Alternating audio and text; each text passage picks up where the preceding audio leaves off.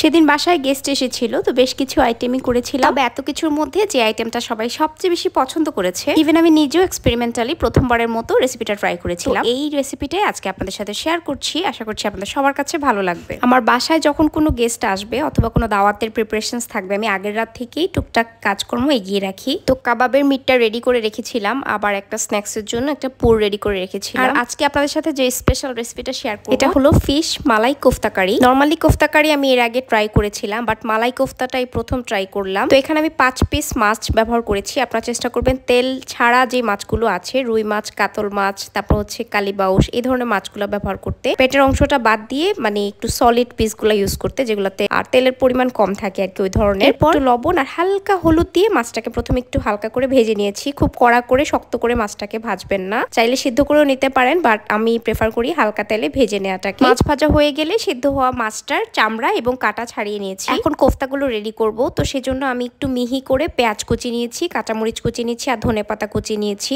এবার একটু লবণ দিয়ে এগুলোকে একটু ভালো করে প্রথমে নরম করে নিয়েছি। তারপরে এতে অ্যাড করেছি সামান্য কালো গোলমরিচের গুঁড়া, হাফ চা চামচের মতো, আর একটা ডিম। এবার সবকিছুকে একটু মেখে নিয়ে এতে অ্যাড করছি বাইন্ডিং এর জন্য কর্নফ্লাওয়ার। এখানে একটা চামচের মতো আমি কর্নফ্লাওয়ার ইউজ করেছি, খুব বেশি কিন্তু ইউজ করা যাবে না, চাইলে কেউ একটা আলু সিদ্ধ ইউজ করতে পারেন। তো আমি হচ্ছে কর্নফ্লাওয়ার দিয়েই করে ফেলেছি। এরপরেই তো সবকিছুকে খুব ভালো করে মিক্স করে নিয়ে আপনার পছন্দের সাইজ হয় কোফতাগুলো বানিয়ে নেবেন। তো আমার 5 পিস মাছ দিয়ে এখানে 11 পিস কোফতা হয়েছে। আমি খুব বড় সাইজের করিনি, মিডিয়াম সাইজের রেখেছি। এখন এগুলোকে ভেজে নেওয়ার পালা। এগুলো কিন্তু নরমই থাকবে, কেউ আবার ভয় পাবেন না। তবে অবশ্যই মেক শিওর করবেন তেলটাকে খুব ভালো করে কিন্তু গরম করে নিতে হবে মিডিয়াম হিটে। হ্যাঁ, একটু সময় নিয়ে গরম করে নিবেন। তেল কিন্তু অনেক বেশি হাই হিটে গরম করতে যাবেন না, সেক্ষেত্রে তেলটা পুড়ে যাবে। তখন যে জিনিসটাই ভাজবেন সেটার রেজাল্ট তেমন একটা ভালো আসবে না। কোফতাগুলোকে মিডিয়াম হাই হিটে ভাজতে হবে এবং তেলে ছাড়ার পর কোফতাগুলোকে সাথে সাথেই কিন্তু নাড়া যাবে না। 1-1.5 মিনিট পর তারপর এগুলোকে আলতো করে নেড়ে দিতে হবে। আর যখন এরকম গোল্ডেন ব্রাউন কালার হয়ে আসবে তখন এগুলোকে তুলে ফেলতে হবে। কোফতাগুলোকে কিন্তু চাইলে এখন এমনিতেও খাওয়া যাবে। যেসব বাচ্চারা মাছ খেতে চায় না তাদেরকে চাইলে কিন্তু এভাবে কোফতা বানিয়ে আপনারা স্ন্যাক্স হিসাবে খাওয়াতে পারেন। এখন গ্রেভির জন্য একটা ফ্রাইং প্যানে অল্প পরিমাণ তেল দিয়ে হাফ কাপ পরিমাণ পেঁয়াজ কুচি আর সাথে 3টা কাঁচামরিচ আর 6-7টা কাজু বাদাম দিয়ে প্রথমে একটু ভেজে নিলাম। পেঁয়াজটা একটু নরম হয়ে আসলে আমি এখানে ডাটা সহ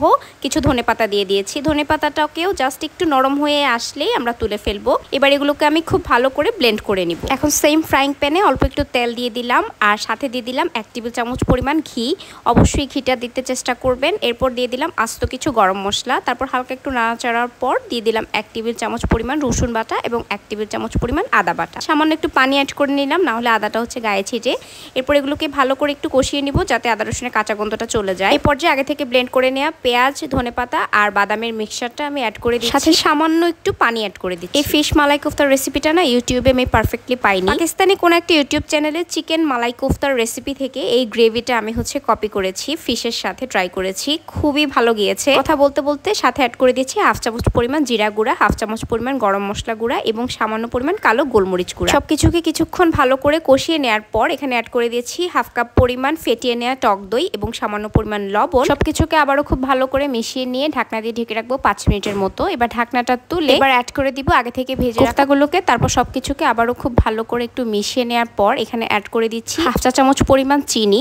যেহেতু টক দই ইউজ করেছি সো ব্যালেন্সড হওয়ার জন্য একটু চিনিও কিন্তু দিতে হবে। আর অ্যাড করছি হচ্ছে ডানো ক্রিম। আমি এখানে 2 টেবিল চামচ পরিমাণ ডানো ক্রিম ইউজ করেছি। অবশ্যই চেষ্টা করবেন ডানো ক্রিমটা ইউজ করতে, যেহেতু রেসিপিটার নামই হচ্ছে মালাই কোফতা কারি, সো মালাই তো মাস্ট ইউজ করতে হবে। এবার আবারও সবকিছুকে একটু মিক্স করে নেওয়ার পর আমাদের মালাই কোফতা কারি কিন্তু অলমোস্ট রেডি। এর ফাঁকে একটু দেখিয়ে নেই, আমি কিন্তু একটা চিজ কেক করেছি, নো বেক চিজ কেক, আর একটা চিকেন স্টাফ বান। ওগুলোর রেসিপি যদিও ভিডিও করা হয়নি। এরপর লাস্টলি ঢাকনা তুলে আমি একটু লেবুর রস অ্যাড করে দিয়েছি আর একটু ফ্রেশ ধনেপাতা কুচি দিয়ে দিলাম। এইবার কিন্তু আমাদের কোফতা কারি একদমই রেডি। সত্যি অনেক বেশি মজা হয়, অবশ্যই বাসায় একবার হলেও ট্রাই করবেন। আল্লাহ হাফেজ।